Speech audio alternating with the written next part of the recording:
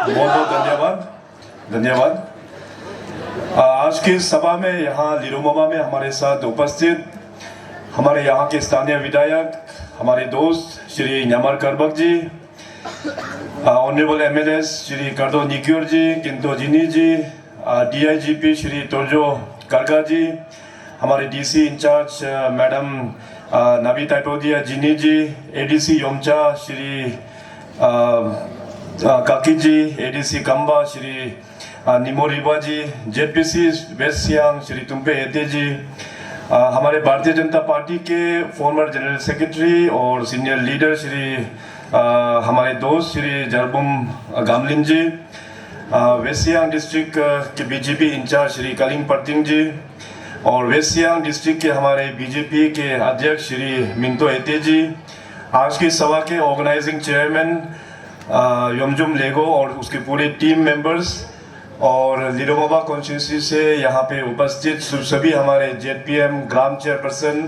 ग्राम members, जितने भी हमारा गांगुरा जन है और हमारा हेड ऑफ डिपार्टमेंट ऑफिसर्स हैं खास करके इस कॉन्स्टिट्यूंसी के, और पार्टी के हमारे सभी कार्यकर्ता और पोनुंग पार्टीज और मीडिया के दोस्तों, मैं आज यहाँ आने के बाद बहुत अच्छा महसूस कर रहा है। वैसे मैं आपका डिस्ट्रिक्ट वेस्ट सियांग और लिरोमोबा कॉन्स्टिट्यूंसी के बाकी के क्षेत्र में कई दफ़ा मैं आया हूँ, मगर लिरोमोबा इन पर्टिकुलर आज मेरा पहला बार आना हुआ है। तो आप लोग ने जिस प्रकार से जो स्वागत किया और दूर दराज से आप लोग चल के इस मीटिंग को विटनेस करने के लिए आप लोग पिछले कोई लोग तो 2 दिन से ही यहाँ पे इंतज़ार में है। तो मैं भी आप सभी लोग जो आज इस सभा में आए हैं दूर दराज से, आप सभी को भी तहे दिल से बहुत बहुत धन्यवाद प्रकट करता हूँ। वैसे तो अभी इस साल आप सब लोग जानते हैं कि चुनाव का माहौल है और जब से मैंने मुख्यमंत्री का कार्यकाल को संभाला है 2016 से, तो मैं हमेशा इंश्योर किया कि 2016 ऑनवर्ड्स हमेशा खास करके विंटर्स में अक्टूबर से लेके मार्च, वहाँ में हम पूरा स्टेट का हम हमेशा टूरिंग करते हैं। अरुणाचल प्रदेश काफ़ी बड़ा राज्य है तो काफ़ी टाइम लग जाता है टूरिंग के लिए, लेकिन अभी काफ़ी बार टूर हो गया, लगभग हमारा भी 8 इयर्स अभी कंप्लीट होने जा रहा है। तो मैंने डिस्ट्रिक्ट हेडक्वार्टर्स और जो मेजर जो एरियाज हैं काफ़ी बार मेरा आना जाना हुआ है। तो अभी मैं पिछले कई सालों से और भी डिस्ट्रिक्ट हेडक्वार्टर से हटकर सर्कल एरिया में जा रहा है, गांव एरिया में जाके लोगों का मिलने का कोशिश कर रहा है और लोगों का प्रॉब्लम्स क्या है और सरकार से आप लोगों का एक्सपेक्टेशंस क्या है, आशाएं क्या है सरकार का, उस चीज़ को सुनने के लिए, देखने के लिए मैं हमेशा विंटर्स में हमेशा टूर करता हूँ। और ये टूर करने का बाद इससे काफ़ी चीज़ हमें भी पता चल जाता है, क्योंकि अरुणाचल प्रदेश जैसे मैंने कहा कि बहुत ही एक बड़ा एक राज्य है। हमारा भले ही पॉपुलेशन हम लोग कम ज़रूर है, मगर हमारा जो लैंड मास जो है बहुत ही बड़ा है और डिफ़िकल्ट एरिया भी है, ट्रेवलिंग के लिए काफ़ी टाइम लग जाता है। मौसम ठीक हुआ तो हेलीकॉप्टर से जा पाता है, ठीक नहीं हुआ तो फिर बाई रोड, और बाई रोड में कहीं घंटे सफ़र करना ये पड़ जाता है।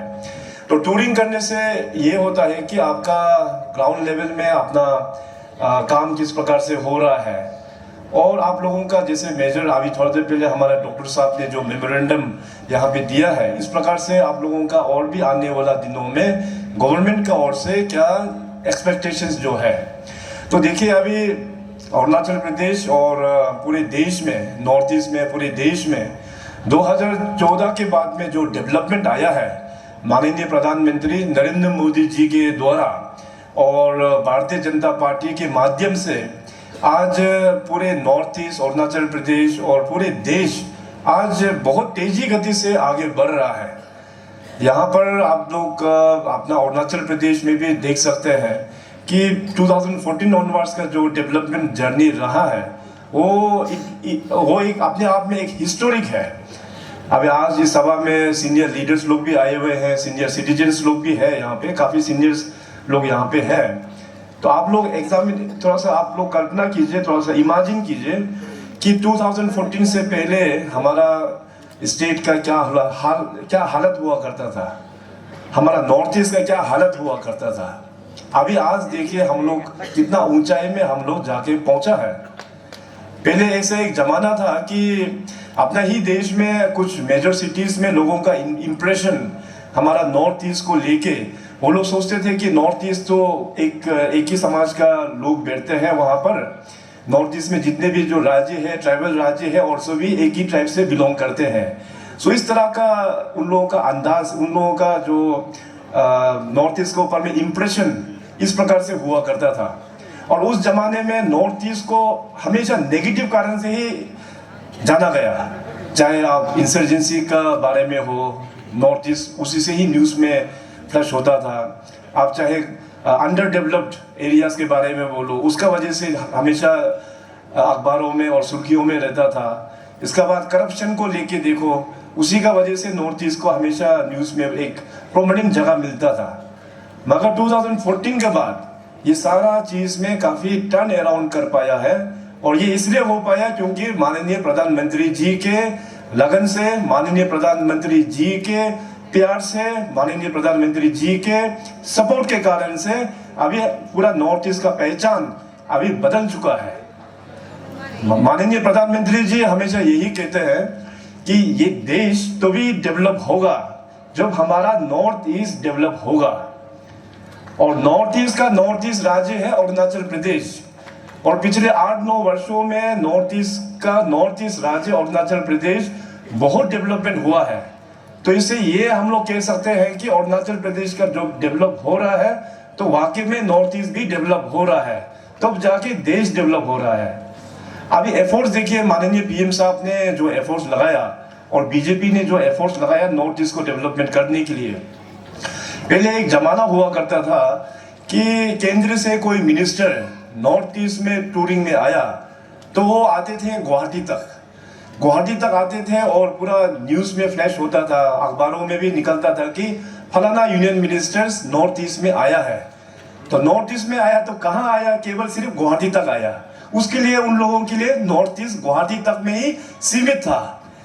2014 में माननीय पीएम साहब ने कहा कि नॉर्थ ईस्ट में हर एक राज्यों में अपना केंद्र से मिनिस्टर कोई ना कोई 15 दिन के अंतर्गत वहां टूर करना चाहिए, वहां के प्रॉब्लम्स को सुनो, और वहां का जो प्रॉब्लम्स को अपना डिपार्टमेंट से कैसे उसको सोल्व करना है, अपना डिपार्टमेंट्स का जो भी इश्यूज है वो सोल्व करके आना है। सो 2014 से नॉर्थ ईस्ट में यूनियन मिनिस्टर्स का बहुत बार विजिट हुआ है। कुल मिला के मोर देन 500 टाइम्स, 500 से भी अधिक बार यूनियन केंद्र मिनिस्टर्स का नॉर्थ ईस्ट पर विजिट हुआ है। अरुणाचल प्रदेश में आप लोग देख सकते हैं कि कोई ना कोई मिनिस्टर्स, यूनियन मिनिस्टर का हमेशा यहाँ पे आना जाना रहता है।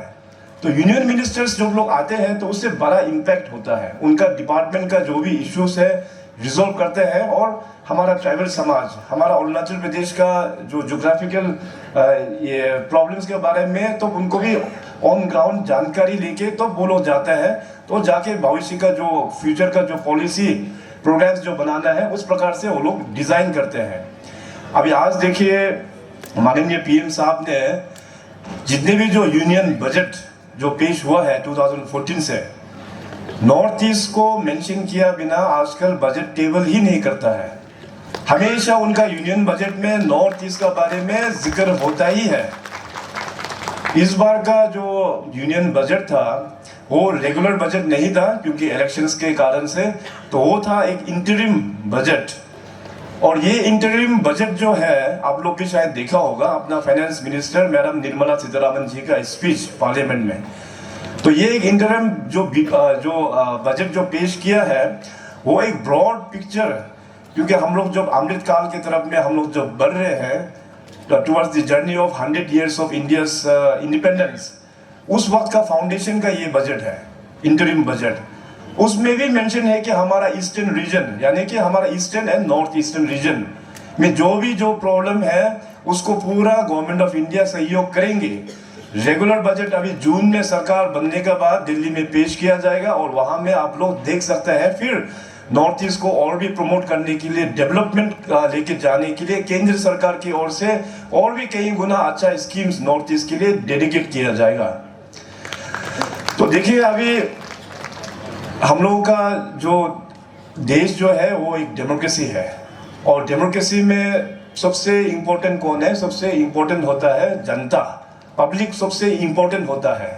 इलेक्शंस होता है 5-5 साल में इलेक्शनिंग होगा, पब्लिक अपना जो मतदान है वो आके पोलिंग बूथ में जाके अपना एक्सप्रेस करता है, अपना freedom of right to elect the leader.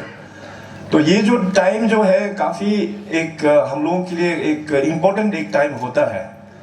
तो इसलिए आज यहाँ पे जितने भी हमारा भारतीय जनता पार्टी के जो लीडर्स हैं, जो कार्यकर्ता हैं, आप लोगों का बहुत इम्पोर्टेंट रोल है कि वोटर्स को जाके सरकार का परफॉर्मेंस को जाके बताने के लिए। अभी ब्रॉडली मैं अरुणाचल प्रदेश का जो यहाँ में मैंने जिक्र किया कि अरुणाचल प्रदेश पिछले 8-9 वर्षों में काफ़ी डेवलप हो रहा है, तो खास करके 1-2 पॉइंट्स में यहाँ पे रखना चाहेगा। हमारे लिए देखिए अपना हेल्थ सेक्टर और एजुकेशन ये बहुत ही इम्पोर्टेंट है। अभी भी इस 2 क्षेत्र में हमको और भी काम हमको करना है, और आपका यहाँ में जो मेमोरेंडम में भी यहाँ पे हेल्थ के बारे में भी यहाँ पे मेंशन किया गया है। तो अभी मैंने अरुणाचल प्रदेश का जितने भी जो हमारा हेल्थ सेंटर्स है उसका मैपिंग चल रहा है, और जितने भी अरुणाचल प्रदेश का जो स्कूल उसका भी पूरा मैपिंग चल रहा है। तो आने वाला दिनों में 2024 इलेक्शंस के बाद में जितने भी जो और भी जो गैप्स है, चाहे वो इंफ्रास्ट्रक्चर में हो या चाहे मैन पावर में हो, हेल्थ एंड एजुकेशन में सरकार और भी उसको फोकस करके हम लोग काम करने वाला है।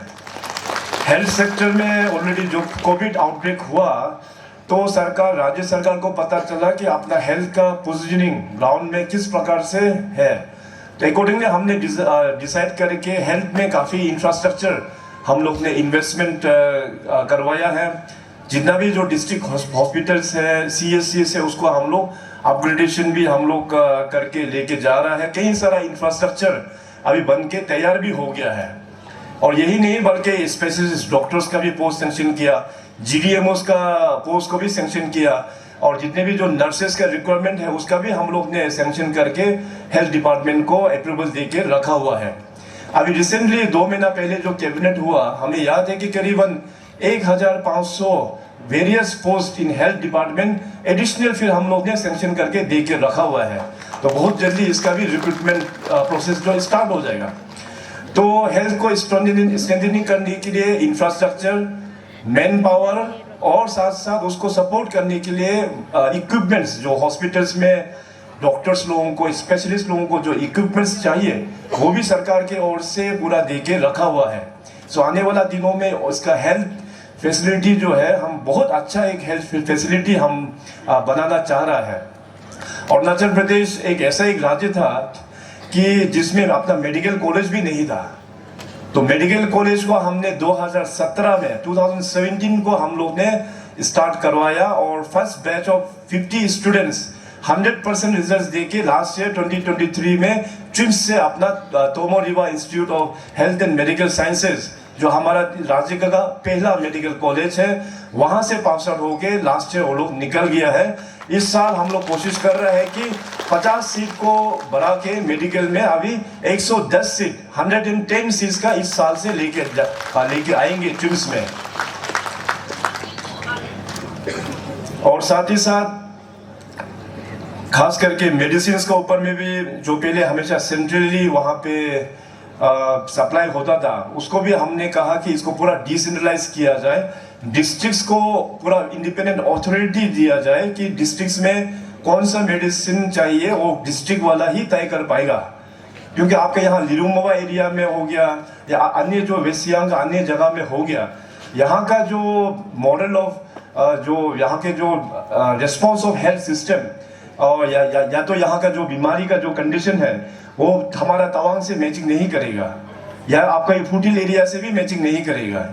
तो उसको देखते हुए यहाँ का जो अपना हेल्थ इंस्टीट्यूशंस है उसको हमने ऑलरेडी एम्पावरमेंट करने के लिए बोल के रखा हुआ है, और बहुत जल्दी इसको और भी हम डिसेंट्रलाइज अभी करने वाला है।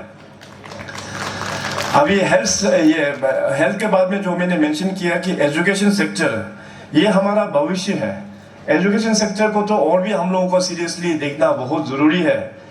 अभी ओवर द टाइम काफ़ी सारा स्कूल्स हम लोग ने ऐड कर पाया, खास करके जो सेंट्रल स्कूल्स होता है 50 डेडिकेटेड कस्तूरबा गांधी बालिका विद्यालय उसको हम लोग ने सेटअप करवाया और 12 एकलव्य मॉडल रेजिडेंशियल स्कूल्स, साथ साथ 6 नया पॉलिटेक्निक और 2016 से लेकर अभी तक नया 5 कॉलेज भी स्टेट को हम लोग डेडिकेट कर पाया है।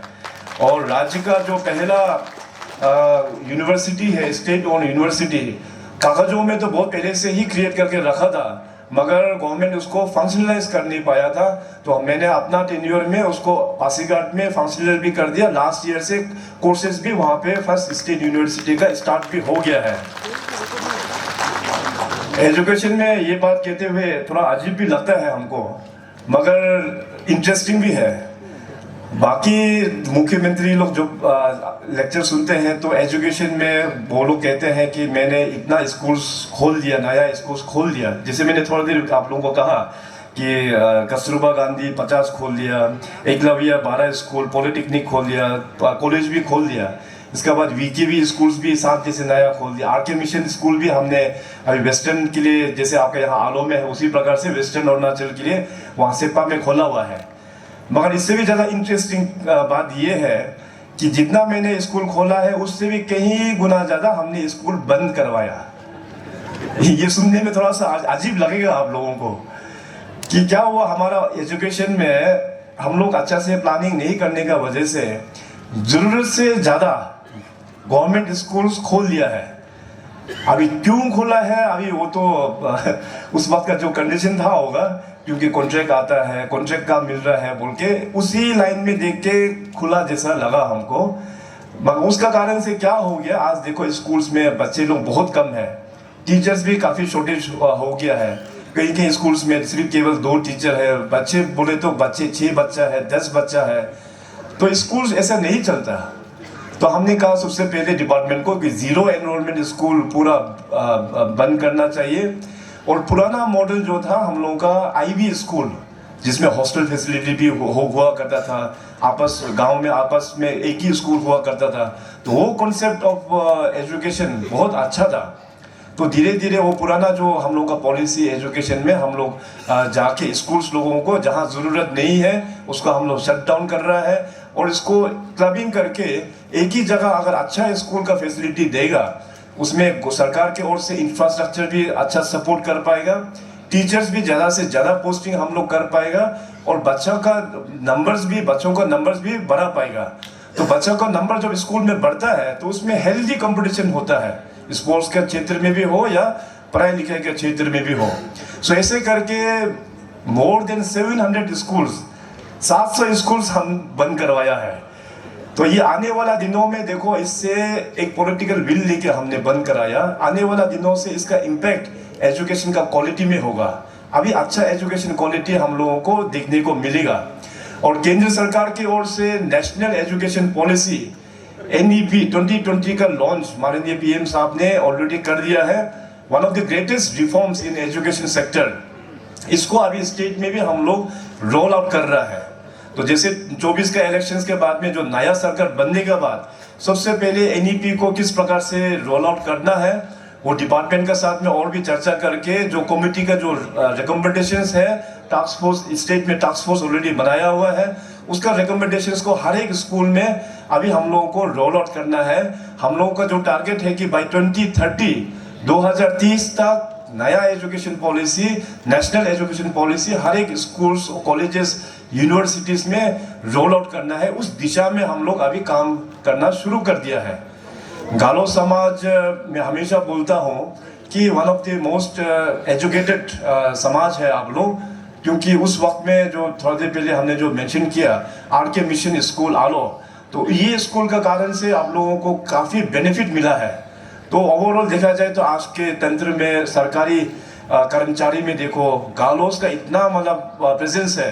हर एक डिपार्टमेंट में मेजोरिटी पूरा एम्प्लॉयज का देखने से गालोस का सबसे मेजर होगा मेरा हिसाब से। इसका बाद शायद आपतानी का होता होगा। तो ये गालो समाज और आपतानी समाज बहुत ही एक एजुकेटेड एक समाज है। तो एजुकेशन को भी एक नया मोड़ देने के लिए, एजुकेशन में भी एक नया चेंज लेकर आने में मैं अपील करेंगे अपना गालो समाज को कि आप लोग आगे आए, अपने अपने रीजन का, अपने डिस्ट्रिक्ट का, अपने कॉन्स्टिट्यूंसी का, अपने गांव का एजुकेशन किस प्रकार से फिलहाल चल रहा है उसको रीवैम्पिंग करके किस प्रकार से एजुकेशन का रोड मैप होना चाहिए, आप लोग पूरा उसमें इन्वॉल्व करके सरकार का साथ देने के लिए मैं आज आप सभी को ये अनुरोध करता हूँ। और तीसरा जो मेन जो फोकस है राज्य सरकार केंद्र सरकार का, आप सब लोग जानते हैं कि कनेक्टिविटी जो है काफ़ी इम्पोर्टेंट सेक्टर होता है। रोड सेक्टर बोलो, रेलवे बोलिए, एयरवेज या डिजिटल कनेक्टिविटी, तो इन चारों पैरामीटर के कनेक्टिविटी में अरुणाचल में बहुत बड़ा काम हुआ है।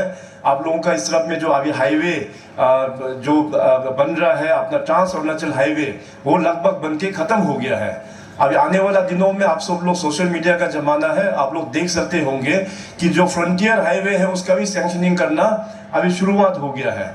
कुल मिला के लगभग 40,000 करोड़ का ये 2,500 किलोमीटर फ्रंटियर हाईवे अभी अरुणाचल में बनना शुरू होगा। टेंडरिंग प्रोसेस अभी शुरुआत अभी हो गया है। तो केंद्र सरकार का जो फोकस है बहुत अच्छा फोकस है। एयरपोर्ट में देखिए आज अरुणाचल में कुल मिला के अगर अपना दोनीपोलो एयरपोर्ट होलोंगी वाला को मिलाने से we have 9 airports, 9 landing grounds in Arunachal Pradesh. और इस बार हमने तय कर लिया कि 2 और ऐड करेंगे, एक अपना आनिनी में और एक दिरांग में। तो कुल मिला के 11 अभी एयरपोर्ट बहुत जल्दी हो जाएगा। 9 तो ऑलरेडी एग्जिस्टिंग है, 2 और भी ऐड करेंगे। आने वाला दिनों में और भी पोटेंशियल और अपना टूरिज्म फ्लो को देखते हुए कनेक्टिविटी को और भी हम लोग एनहांसमेंट हम लोग करते जाएंगे। तो अरुणाचल प्रदेश में बहुत अच्छा डेवलपमेंट हो रहा है और खास करके गाँव का डेवलपमेंट जो है वो बहुत इम्पोर्टेंट है, क्योंकि हम लोग तभी क्लेम कर पाएगा अरुणाचल प्रदेश आगे बढ़ा, गांव आगे बढ़ने से तभी जाके हम लोग क्लेम कर पाएंगे। केवल सिर्फ इटानगर या पासीघाट डेवलप होने से हम लोग डेवलप बोल नहीं सकता है। अभी हमारा लिरोमोवा कॉन्स्टिट्यूंसी में केवल हमारा जहाँ भी जो हेडक्वार्टर्स जहाँ है वो डेवलप होने से डेवलप हम लोग एक क्लेम कर नहीं पाएगा। हम लोग तभी क्लेम कर पाएगा जब अपना गाँव जो डेवलप होता है। और गांव को डेवलपमेंट करने के लिए 2016 में एक नया फॉर्मूला हमने एनकरेज कराया, खास करके लेडीज लोगों को, महिलाओं लोगों को एनकरेज करके उनको आगे आने के लिए सेल्फ हेल्प ग्रुप के माध्यम से, यहाँ के मेरा दैनिक यहाँ पे अपना लिरिमुवा का एक काउंटर भी यहाँ पे सेल्फ हेल्प ग्रुप का लगा हुआ है। तो पूरा अरुणाचल प्रदेश में 2016 से मैंने मूवमेंट कराया सेल्फ हेल्प ग्रुप का। कुल मिला के 9,300 से भी अधिक सेल्फ हेल्प ग्रुप अरुणाचल में अभी काम हो रहा है और अराउंड 85,000 वुमेन्स लोग इन सारा self help group PLF CLF में जोड़ के अभी आगे काम हो रहा है। बैंक से हमने बैंकिंग लिंकेज उन लोगों को जोड़ा हुआ है, राज्य और केंद्र से स्कीम्स के माध्यम से उनको बेनिफिट मिल रहा है। अरुणाचल प्रदेश हम सबको ये जानना चाहिए कि हमारा जो ज़मीन है बहुत ही फर्टाइल है और हमारा बीइंग इन ट्राइबल, हम लोग पूरा ट्राइबल लोग हैं और ट्राइबल लोग सदियों से ही हम लोग एग्रीकल्चर के साथ में जुड़े हुए हैं, हमारे यहाँ के जंगल्स के साथ में जुड़े हुए हैं। तो एग्रीकल्चर और हॉर्टिकल्चर को प्रमोट करने के लिए अभी रिसेंटली हम लोग ने दुबई बेस्ड कंपनी का साथ में वहाँ पे MOU किया है 5 साल के लिए। अभी जितनी भी जो हमारा मिडिल ईस्ट कंट्रीज जो है अरुणाचल प्रदेश से हॉर्टिकल्चर प्रोड्यूस और एग्रीकल्चर प्रोड्यूस को यहाँ से एक्सपोर्ट करेंगे। तो हमारा अरुणाचल का मार्केटिंग बोर्ड का माध्यम से हम लोग टाई अप करेंगे और यही नहीं बल्कि आज न्यामर जी के इनिशिएटिव से जो अपना one village one product, one circle one product के बारे में जो यहाँ पे इनकरेज करने के लिए फार्मर्स लोगों को जो इनिशिएटिव ले रहा है, उसी प्रकार से राज्य सरकार और केंद्र सरकार का भी उसी लाइन में हम लोग काम कर रहा है कि वन डिस्ट्रिक्ट वन प्रोडक्ट, उसको हम लोग ज़्यादा इनकरेज करेंगे। मगर इसका मतलब ये नहीं है कि दूसरा हम लोग प्रोडक्ट कर नहीं पाएगा, दूसरा भी बराबर आप लोग खेती, आप लोग हॉर्टिकल्चर एग्रीकल्चर में प्रोड्यूस कर पाएगा, लेकिन डिस्ट्रिक्ट का एक तो आइडेंटिफिकेशन के लिए वन डिस्ट्रिक्ट वन प्रोडक्ट, उस आधार में भी हम लोग काम कर रहा है। तो कुल मिला के अपना स्टेट में जो डेवलपमेंट हो रहा है वो अपना एक फाइनेंशियल अचीवमेंट भी हम लोग ने बहुत अच्छा कर पाया है। आपके पास में घर में पैसा होता है तो आप लोग प्लानिंग, घर को भी अच्छा से प्लानिंग कर पाते हैं। तो राज्य सरकार का भी वही हाल है। अगर राज्य सरकार का इनकम बढ़ेगा तब जाके वेलफेयर स्कीम्स हम लोग और भी, डेवलपमेंटल स्कीम हम लोग काम टेकअप कर पा रहा है। सो पिछले 8 सालों में फिनेंशियल अचीवमेंट्स हम लोग का काफ़ी अच्छा है। जीएसडीपी में हम लोग ने 136% का हम लोग ने जीएसडीपी ग्रोथ दिखा पाया, और पर कैपिटा इनकम जो है 105% हम लोग ने पर कैपिटा इनकम हम लोग ने बढ़ा पाया है। और ख़ास करके जो स्टेट का बजट होता है वो 2016 में करीबन 12,500 करोड़ का हम लोगों का स्टेट का बजट था। 2016 में 12,500 करोड़। पिछले साल 2023 में बजट को पेश किया हम लोग ने करीबन 30,000 करोड़, डबल से भी ज़्यादा हम लोग ने अभी पार कर दिया है। स्टेट ओन रिसोर्सेज भी उस प्रकार से कहीं गुना ज़्यादा हम लोग इनकम कर पा रहा है। तो इसलिए हम सबको आत्मनिर्भर होने के लिए हम लोग का इनकम जनरेशन को भी हम लोग बढ़ाना पड़ता है। तब जाके एम्प्लॉयज़ का, सरकारी कर्मचारी में जितनी भी जो एम्प्लॉयज़ है उसका वेलफेयर के लिए, उसका तनख्वाह देने के लिए, सोशल सेक्टर्स में जितने भी जो डेवलपमेंट स्कीम्स होता है उसको सपोर्ट करने के लिए, तब जाके राज्य सरकार को जो है वो डिलीवरी हम लोग काम कर पा रहा है। तो इसलिए अभी माननीय पीएम साहब ने जो जिस प्रकार से इस देश को आगे लेके जा रहा है, आज हर एक सेक्टर्स में उनका जो स्कीम हम लोगों को काफ़ी लाभ हो रहा है, उसको हम हमेशा हम लोग को याद करना चाहिए और इसको लोगों को और भी बताना चाहिए। इसलिए सरकार में हम लोग ने सरकार आपके द्वार कैंप, आजकल अभी सेवा आपके द्वार होता है, ताकि पब्लिक को सरकार के बारे में जानकारी होना चाहिए, क्या क्या स्कीम केंद्र सरकार और राज्य सरकार हम लोग चला रहा है। तो उसका माध्यम से हमारा जितने भी जो ऑफिसर्स है वो लोग बहुत अच्छा काम अपने अपने एरिया में कर रहा है। बहुत सारा स्कीम्स हम लोग ने उसको रोल आउट कर पाया है। स्वच्छ भारत मिशन, जल जीवन मिशन, प्रधानमंत्री जीवन ज्योति बीमा योजना, प्रधानमंत्री सुरक्षा बीमा योजना, अटल पेंशन, प्रधानमंत्री मुद्रा योजना, इस प्रकार से बहुत सारा स्कीम्स है। तो इसलिए आने वाला दिनों में भी ये जो प्रोग्राम है सेवा आपके द्वार, वो हमेशा चलता रहेगा और बेनिफिशियरी जो जो लोग क्वालिफाई होता है इसको हम लोग बेनिफिट हम लोग पहुंचाना चाहिए। भारतीय जनता पार्टी का, हम लोगों का जो पार्टी है, हमेशा एक लक्ष्य ये है कि हम लोग एक अंत्योदय में हम लोग फोकस करने वाला एक पार्टी है। जो फैमिली या जो व्यक्ति गरीब से भी गरीब है उसको वहां तक भी डेवलपमेंट का फ्रूट्स जो है, सरकार का जो बेनिफिट जो है वहां तक पहुंचना चाहिए। सो एक मिशन मोड के तौर पे ये पार्टी काम कर रहा है। मैं हमेशा बोलता हूं कि पॉलिटिक्स तो आएगा जाएगा, पॉलिटिक्स रहा है पहले से, पॉलिटिक्स है भी है और पॉलिटिक्स होगा फ्यूचर में भी, मगर इस तरह का जो माहौल जो है अरुणाचल में दोबारा देखने को हम लोगों को नहीं मिलेगा। क्या देश में प्रधानमंत्री पहले नहीं था? था प्रधानमंत्री। देश में क्या अपना राज्य में मुख्यमंत्री नहीं था मुख्यमंत्री। डेमोक्रेसी क्या नहीं था? डेमोक्रेसी, इलेक्शन होता था। मगर पिछले 9-10 सालों में जो काम हुआ है, ऐसा काम पहले कभी हुआ क्या? आप लोग सोचिए, इमेजिन कीजिए। इसलिए पीएम साहब का नेतृत्व में ऐसा बार बार मौका हमारा इस देश को, नॉर्थ ईस्ट को और अरुणाचल प्रदेश को दोबारा मिलना मुश्किल है। और जिस प्रकार से भारतीय जनता पार्टी एक कमिटमेंट का आधार पर जो काम कर रहा है, बार बार ऐसे कमिटमेंट वाला पार्टी हम लोगों को यहाँ पे देख नहीं पाएगा। इसीलिए अभी मौका है, सही मौका है और यही मौका है अपना लिरुगोमा कॉन्स्टिट्यूंसी को डेवलपमेंट करने के लिए, वेस्ट सियांग डिस्ट्रिक्ट को डेवलपमेंट करने के लिए, अरुणाचल प्रदेश को डेवलपमेंट करने के लिए यही मौका है। इसलिए आप सभी से हम निवेदन करता है। लास्ट टाइम मैं वहाँ न्यामर जी का ये वहाँ भी आया था, पिछले कुछ एक महीना भी शायद नहीं हुआ। तो वहाँ में मैंने कहा था कि यहाँ लिरुमुवा एरिया में भी हम आएंगे और यहाँ का क्या इश्यूज है और लोगों का क्या सोच है उसमें भी हम एड्रेस करेंगे। तो मैं काम्बा में भी 1-2 पॉइंट्स मैंने वहाँ पे बताया था और आज उस पॉइंट्स को मैं यहाँ में भी बताना चाहेगा कि देखिए, अभी थोड़ा देर पहले हमारा दोस्त जारपुम का स्पीच में उन्होंने भी कहा, क्लियरली कहा।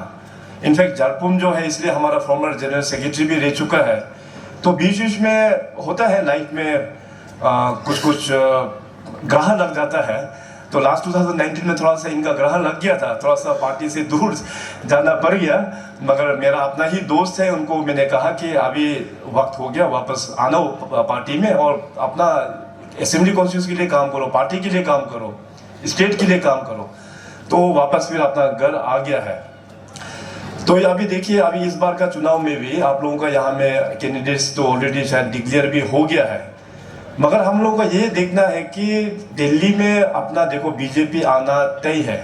लास्ट टाइम जो मेजोरिटी लोकसभा में लेके आया है उससे भी ज़्यादा मेजोरिटी का साथ में करीबन 400 सीट्स, 400 से भी अधिक सीट्स टारगेट कर रहा है इस बार बीजेपी को मिलेगा। दिल्ली में तय है बीजेपी आना, अरुणाचल में तो 101% पूरा तय है। तो इसीलिए रूलिंग गवर्नमेंट जहां है, आप लोग कदम वहां नहीं रखेगा, ये सबसे बड़ा गलती अपना 27 लिलुमोबा के जनता आप लोग करेंगे। इसीलिए आप लोगों से गलती ना हो, कुछ इसलिए मैं भी यहाँ पे आप सभी से निवेदन करने के लिए आया हूँ कि देखिए, ये कॉन्स्टिट्यूंसी जो है गालो समाज में काफ़ी एक मजबूत कॉन्स्टिट्यूंसी पहले रह चुका है। यहाँ से पुराना अपना मिनिस्टर लेजुन रोनिया साहब हुआ करता था, फॉर्मर चीफ मिनिस्टर अपना गामलिन साहब यहाँ से रिप्रेजेंट हुआ करता था। और वैसे भी यहाँ से ऑफिसर्स भी काफ़ी ज़्यादा है और पॉलिटिकली भी काफ़ी यहाँ पे वो है, मतलब एक तगड़ा कॉन्स्टिट्यूंसी है। तो अभी देखिए कि माहौल देश में इतना अच्छा माहौल आ गया है, पीएम साहब वहाँ पे है, मैं यहाँ पे हूँ। अरुणाचल को डेवलपमेंट करने के लिए हम लोग ने पूरा डट से हम लोग आगे लेके जा रहा है। उसमें आप लोगों का लिलुमोबा कॉन्स्टिट्यूंसी भी एकजुट होके सरकार का सहयोग करना है, पार्टी का पूरा सहयोग करना है। अभी इस कॉन्स्टिट्यूंसी में जैसे न्यामर जी ने जो कहा कि एक तो कुछ मिस इंटरप्रिटेशन या मिसअंडरस्टैंडिंग कुछ लोग शायद समाज में लेके आ रहा है।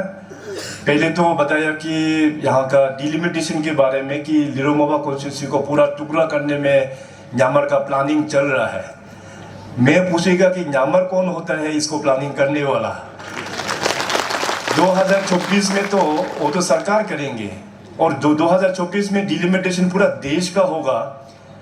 हमारा तो 60 से भी कितना सीट्स आगे बढ़ाना है, मैं तो बढ़ाने का ही प्लानिंग कर रहा हूँ। घटाने का प्लान कौन करता है यहाँ पे? इसलिए आप लोग असेंबली देखा होगा, असेंबली में हम लोगों का 60 असेंबली सीट्स है, लेकिन वहां पे फ्यूचरिस्टिक करके हम लोग ने 90 का सीट्स बनाकर रखा हुआ है।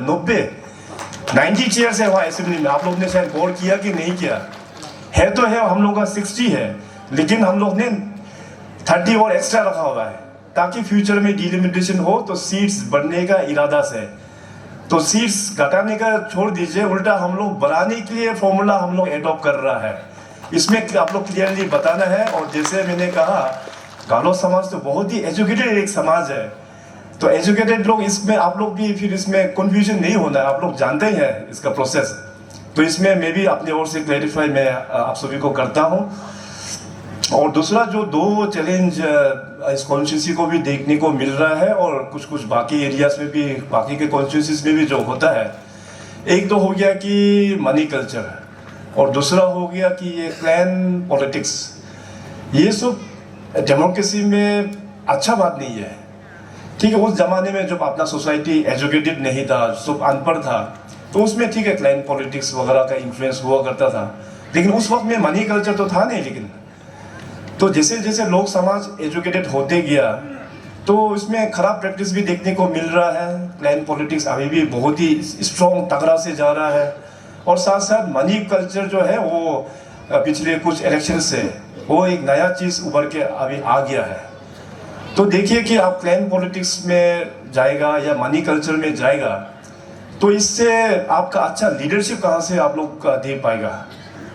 अगर मनी कल्चर पॉलिटिक्स होता तो आज इस देश का प्रधानमंत्री नरेंद्र मोदी जी नहीं होता, टाटा बिरला अंबानी के लोग ही होता है कि नहीं? तो देखो, बिजनेस करने वाला का अपना फील्ड अलग होता है, पॉलिटिक्स लोगों का अपना फील्ड अलग होता है। तो पैसा लेके आप पॉलिटिक्स को सप्रेस करेगा, डेमोक्रेसी को सप्रेस करेगा, ये अच्छा बात नहीं है। इसका पूरा विरोध करना चाहिए। मैंने कहा वहाँ कम्बा में भी कि पैसा देने वाला भी करप्ट है और साथ साथ पैसा लेने वाला भी करप्ट है। ताली जो है एक हाथ से नहीं बजता है, तो ताली जो दो हाथ से ही तो मारना पड़ता है। तो इसका मतलब ये नहीं है कि पैसा ले लिया, देने वाला ने दे दिया, हम ले लिया बोलने से भी नहीं होता है, वो गलत है। वो लेना नहीं चाहिए अपना इलेक्शन के लिए, वोट के लिए पैसा, ये बहुत खराब प्रैक्टिस है।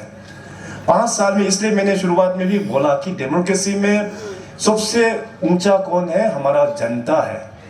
जनता लोग तय करता है कि अपना नेता कौन होना है, असेंबली का नेता कौन होना है और अपना लोकसभा में नेता कौन होना है, ये जनता लोग तय करता है। उसी को आप लोग पैसा से आप तोड़ के आप तय करेगा तो हम लोग का समाज का फ्यूचर कहाँ चला गया, ये तो बहुत गलत हुआ ना।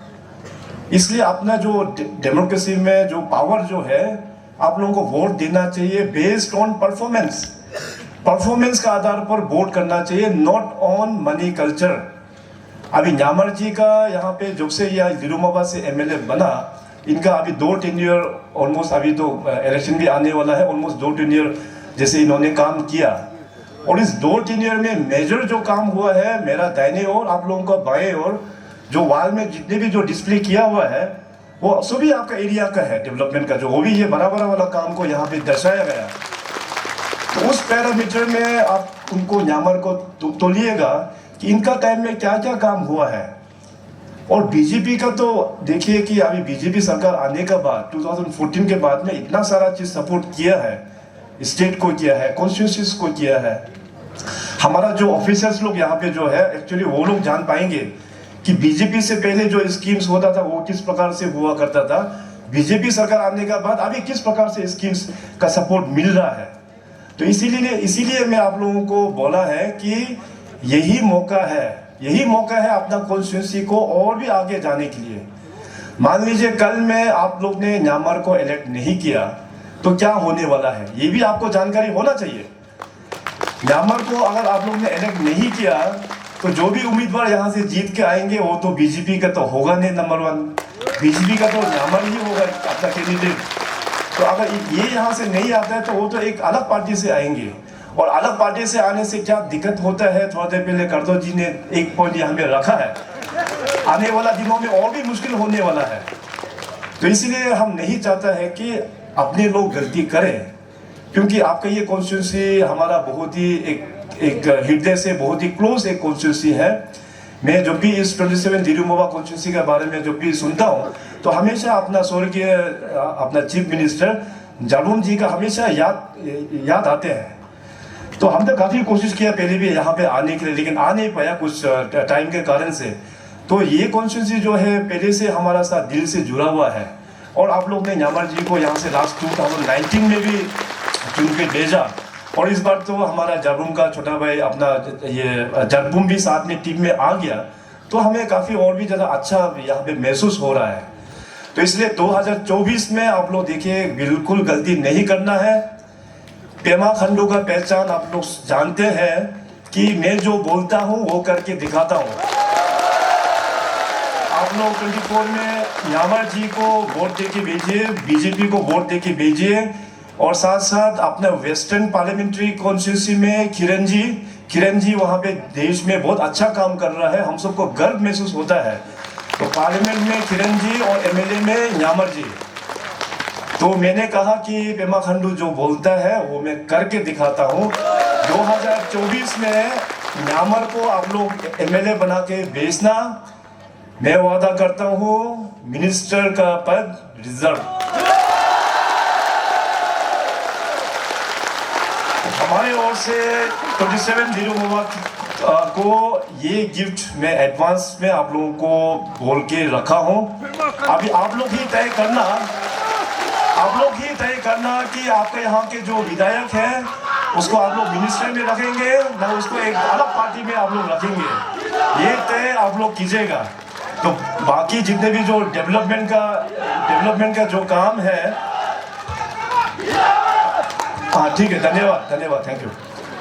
बाकी जितने भी जो यहाँ पे अपना डॉक्टर साहब के माध्यम से, हमारे यहाँ के ऑर्गेनाइजिंग चेयरमैन श्री योमजुम लेगो और श्री संगम रोमिन के माध्यम से जो मेमोरेंडम मिला है, उसको ऑलरेडी हम लोग ने काम चल रहा है। नंबर 1 में जो रोड लिखा है, रोड फ्रॉम योमचा टू ताई वाया लिरुमुबा, इसका ऑलरेडी सीआरएफ में जा रहा है। ऑलरेडी 10 करोड़ का ये सैंक्शन भी अभी बहुत जल्दी ये कन्वे भी हो जाएगा फर्स्ट फेज में। और ब्रिज का यहाँ पे 2 ब्रिज है, यही सी रिवर और सिक्कर रिवर में। पुराना ब्रिज हो गया, इसको हम इसी साल हम अपग्रेड उसको हम लोग कर देंगे। हेल्थ में ऑलरेडी मैंने कहा कि हमारा प्रायोरिटी सेंटर है, आपके यहाँ पे हेल्थ को और भी इसको अपग्रेड करने के लिए जो भी सपोर्ट है वो हम पूरा करेंगे। नया जो एडमिनिस्ट्रेटिव ब्लॉक के लिए जो आप लोग ने लिखा है, मैं डीसी को बोल देता हूँ, उसका कागज सरकार में जमा कर देने के लिए आने वाला दिनों में फिजिबल है तो जरूर सरकार से आप लोगों को पूरा मदद हम करेंगे। तो इतना चंद शब्द के साथ में मैं अपना वार्निंग को यहीं समाप्त करता हूँ। वापस फिर ईटानगर भी जाना है। और देखो, मैंने कहा कि 27 लिरुमुबा कॉन्स्टिट्यूंसी हमारा बहुत क्लोज है। मैं सिर्फ लेक्चरबाजी के लिए मैं नहीं बोल रहा हूँ, दिल से मैं बोल रहा हूँ। तो एक बार आप लोग 2024 में हमारा रिक्वेस्ट को आप लोग काइंडली कंसिडर कीजिए। हमारा पार्टी का जो निवेदन है उसको आप लोग कंसिडर कीजिए। क्लैन पॉलिटिक्स से दूर रहिए, मनी कल्चर से आप लोग दूर रहिए और खुल के आप लोग न्यामर जी और खुल के आप लोग किरण जी को आप लोग वोट कीजिएगा। डेवलपमेंट लेके आना, आप लोगों से ही बातचीत करके हम लोग और भी आगे कैसे डेवलपमेंट करना है, पूरे अपनी लिरुमुबा कॉन्स्टिट्यूंसी में हम लोग एक साथ टीम अरुणाचल का सदस्य के रूप में हम लोग बातचीत करके हम लोग डेवलपमेंट जरूर करेंगे। ये वादा मैं आपको आज देके जा रहा हूँ। बहुत बहुत धन्यवाद। जय हिंद, जय अरुणाचल।